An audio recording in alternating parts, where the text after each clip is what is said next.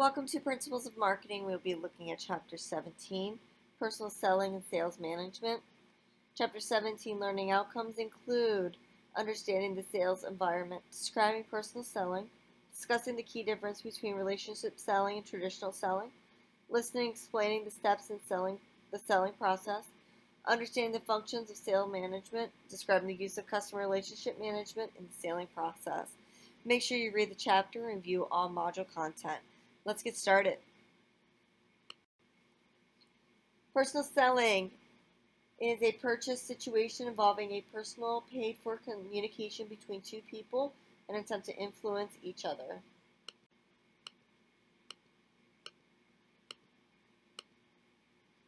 Personal selling offers several advantages over other forms of promotion.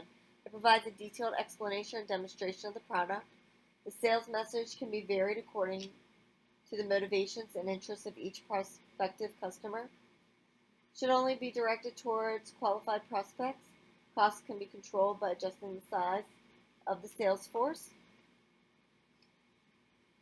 Considerably more effective than other forms of promotion in obtaining sales and gaining a satisfied customer.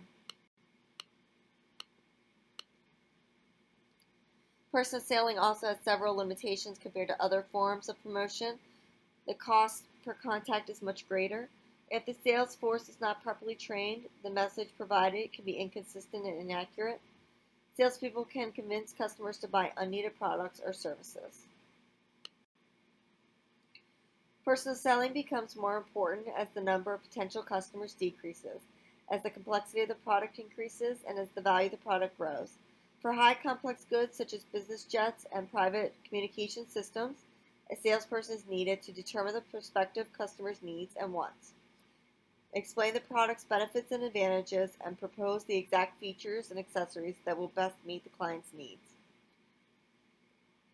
Technology plays an increasingly important role in personal selling. Consumers are now able to easily learn about products and services by searching the internet before entering the store.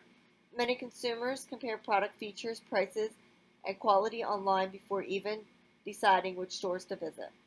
As salespeople do not stay well informed about the product they are selling, consumers may enter the store knowing even more than the salesperson knows.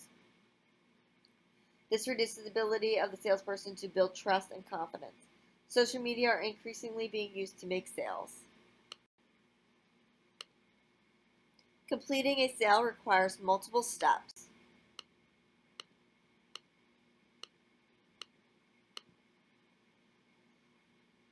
The sales process or sales cycle is simply the set of steps a salesperson goes through to sell a particular product or service. The actual sales process depends on the features of the product or service, characteristics of the customer segment, and the internal process in place within the firm. Whether a salesperson spends a few minutes or a few years on a sale, there are several basic steps in personal selling process: generating leads, qualifying leads, approaching the customer and probing needs, developing and proposing solutions, handling objections, closing the sale, and the follow-up.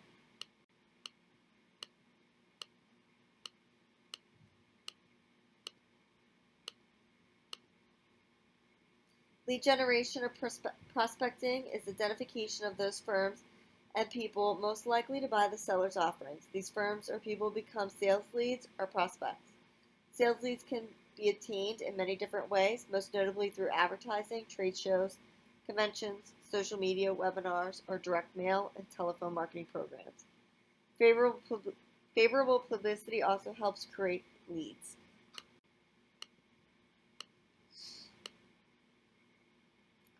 A basic, unsophisticated method of lead generation is done through cold calling, a form of lead generation in which the salesperson approaches potential buyers without any prior knowledge of the prospect's needs or financial status. Many sales managers have realized the inefficiencies of having their top salespeople use their valuable selling time. Passing the job of cold calling to lower-level employees, typically as an internal sales support person, allows salespeople to spend more time and use their relationship building skills on prospects who have already been identified. Another great way to generate leads is through referral.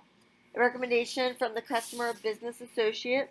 The advantage of referrals over other forms of prospecting are highly qualified leads, higher closing rates, larger initial transactions, and shorter sales cycle.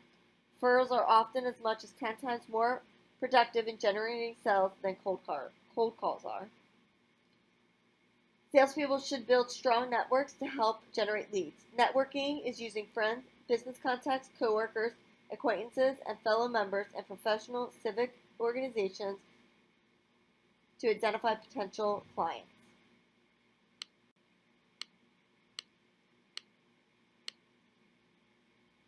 When a prospect shows interest in learning more about the product, the salesperson has the opportunity to follow up or qualify the lead. Typically, unqualified prospects give vague or incomplete answers to the salesperson's specific questions. Try to evade questions on budgets and request changes in standard procedures like prices and terms of sale.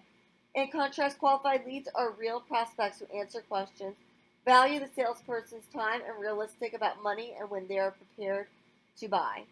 Lead qualifications involves determining whether the prospect has three things: a recognized need, buying power, and receptivity and accessibility.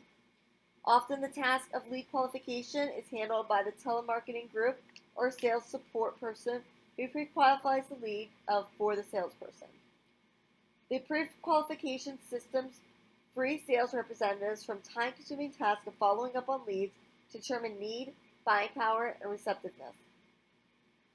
Pre-qualification systems may even set up initial appointments with the prospect for the salesperson. Companies are increasingly using their websites and other software to qualify leads. Personally visiting unqualified prospects wastes valuable salesperson's time and company resources.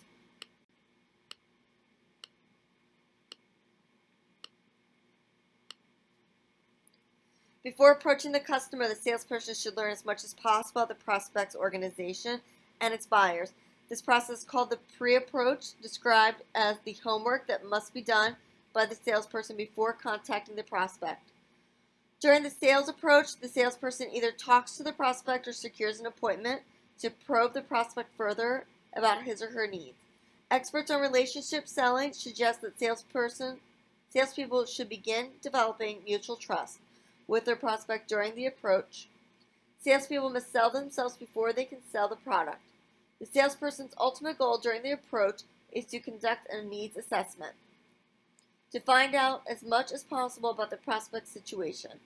As part of the need assessment, the consultative salesperson must know everything there is to know about the following: the product or service, customer and their needs, the competition, and the industry.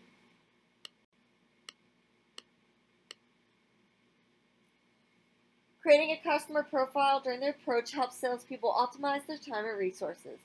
This profile is then used to help develop an intelligent analysis of the prospect's needs in preparation for the next step, developing and proposing solutions. Customer profile information is typically stored and manipulated using Salesforce automation software packages designed for use of laptop computers, smartphones, or tablets.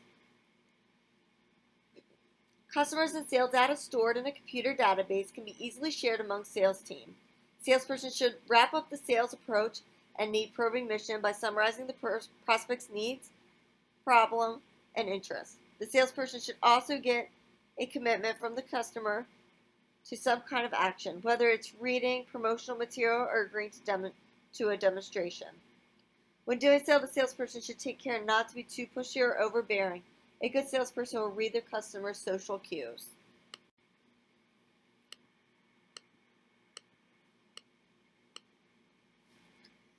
Once the salesperson has gathered the appropriate information about the client's needs and wants, the next step is to determine whether her company's products or services match the needs of the prospective customer. The salesperson then develops a solution or possibly several solutions in which the salesperson's product or service solves the client's problems or meets a specific need. A sales proposal is a written document or professional presentation that outlines how the company's product or service will meet or exceed the client's need. The sales presentation is the formal meeting in which the salesperson has the opportunity to present the sales proposal. The presentation should be explicitly tied to the prospect's expressed needs. The presentation can make or break the sale. Salespeople must be able to present the proposal, handle any customer objections confidently and professionally. The prospect often raises objections or asks questions about the proposal and the product. One of the first lessons every salesperson learns is the objections to the product should not be taken personally as a confrontation or insult. To handle objections effectively, a salesperson should anticipate specific objectives, fully investigate the objections with the customer, be aware that the competition's offering, and above all, stay calm. Often, salespeople can use the objectives to close the sale.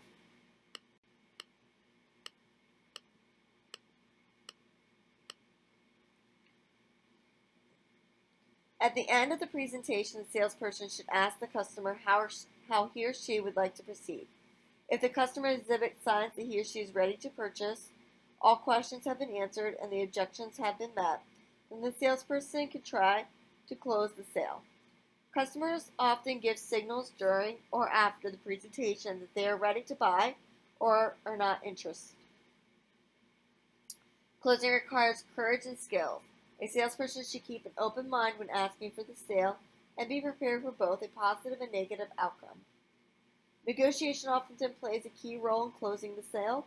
Negotiation is a process during which both the salesperson and the prospect offer special concessions in an attempt to arrive at a sales agreement. Effective negotiators, however, avoid using price as a negotiation tool and are able to show increasing value in their product or service. More and more U.S. companies are expanding their marketing and selling efforts into global markets. Salespeople selling in foreign markets should tailor their presentation and closing styles to each market. Different personalities and skills will be successful in some countries and absolute failures in others.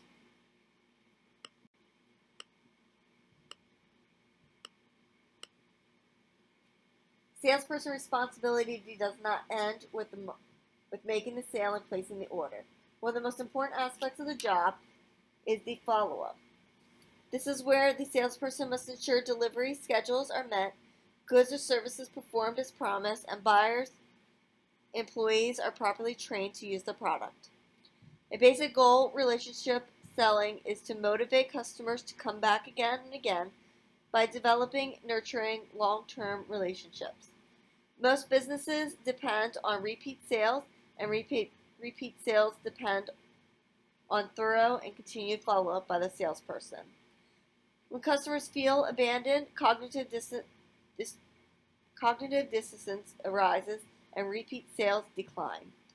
This issue is more pertinent than ever because customers are far less loyal to brands and vendors.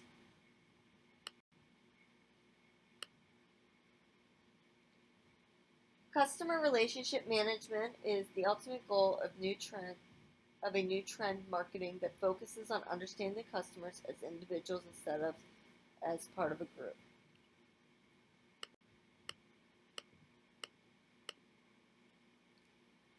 Marketers are making their communication more customer specific using CRM cycle and by developing relationship with their customers through touchpoint and data mining. CRM is a much broader approach to understanding and serving customer needs than is one-to-one marketing. CRM systems have assumed two key points. First, customers take center stage in any organization. Second, the business must manage the customer relationship across all points of customer content throughout the entire organization.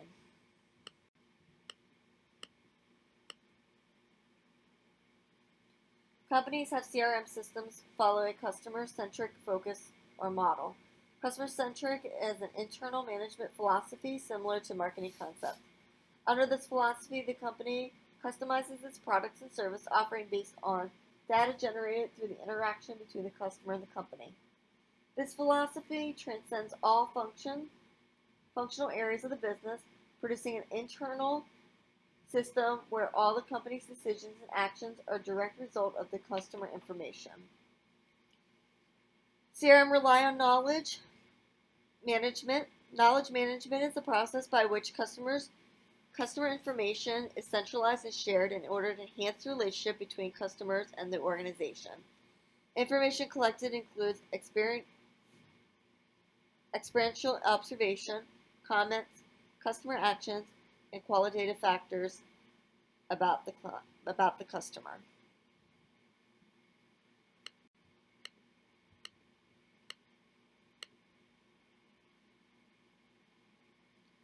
An interaction occurs when the customer and the company representative exchange information and develop a learning relationship. With CRM, the customer defines the terms of the interaction, often by stating his or her preferences. The organization responds by designing products and services around customer desired experience. Social media has created numerous ways for companies to interact with customers. The success of CRM, building lasting and profitable relationships, can be directly measured by the effectiveness of the interaction between the customer and the organization. Through campaign management, all areas of the company participate in the development of the programs targeting to customers. Campaign management involves monitoring and leveraging customer interaction to sell a company's product and to increase customer service. Campaigns are based directly on data obtained for customers through various interactions. If a campaign appears unsuccessful, it's evaluated and changed to better achieve the company's desired objective. Campaign management involves developing customer product and service offerings for appropriate customer segment, pricing these offerings attractively, and communicating these offers offers in a manner that enhances customer relationship. Customizing product and service offerings requires managing multiple interactions with the customers, as well as giving priority to those products and services that are viewed more desirable. When a company retains an additional 5% of its customers each year, profit will increase by 125%. What's more, improving customer retention by a mere 2% can decrease costs by as much as 10%. Loyalty programs reward loyalty customers for making multiple purchases. The objective is to build long-term, mutually beneficial relationship between the company and its key customers. In addition to rewarding good customers, loyalty programs provide businesses with a wealth of information about their customers and shopping trends, which can be used to make future business decisions.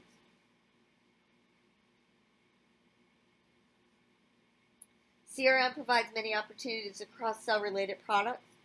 Marketers can use database to match product profiles and customer profiles so that they can cross-sell customer products that match the demographic, lifestyle, behavioral characteristics. Using transaction and purchase data, a database allows marketers to track customers' relationships to the company's products and services and modifying the marketing message accordingly. Customers can also be segmented into infrequent users, moderate users, and heavy users. The segmented communication strategy can then be developed based on which group the customer falls into. Communication and infrequent users might encourage repeat purchase through a direct incentives such as limited time price discount for ordering again. Communication to moderate users may use fewer incentives and reinforcement of the past purchase decision. Communication to heavy users would be designed around loyalty and reinforcement of the purchase rather than around price promotion.